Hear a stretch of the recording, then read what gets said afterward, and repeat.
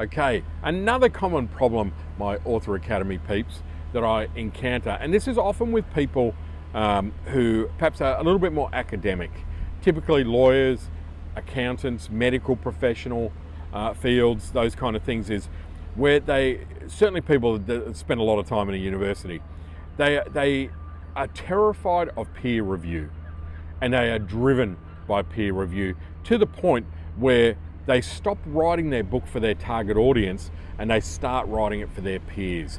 That's when the book gets derailed. Look, I've seen people that have taken 8, 9, 10 years to write a book, and they know it, like they've stopped writing it for their peers and they've started writing it 100%.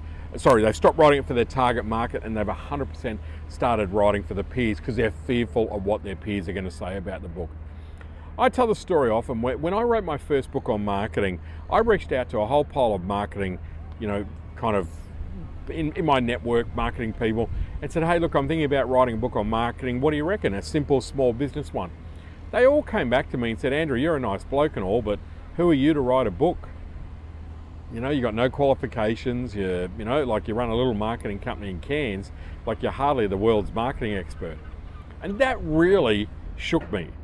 And then I realized, well, I'm not trying to tell the world how to market. I'm just trying to share the stuff that I've figured out that worked for me and worked for my clients. So I wrote the book, and I definitely wrote it for my customers. I did have those marketing people in the back of my mind, but I managed to push them away and just keep focused on writing it for small business owners. Those customers that were coming in every day that were having these same problems, I wrote it for them.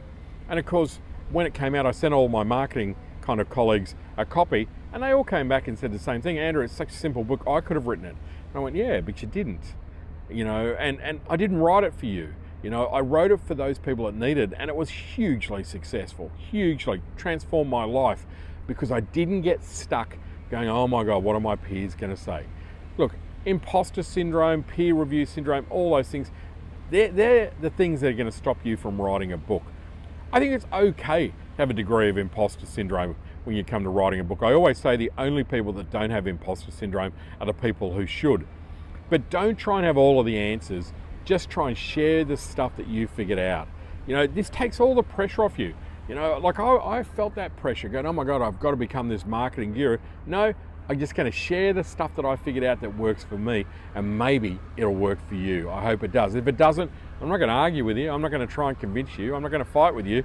It's just, this is the marketing according to me, what I've worked on, what I've realized.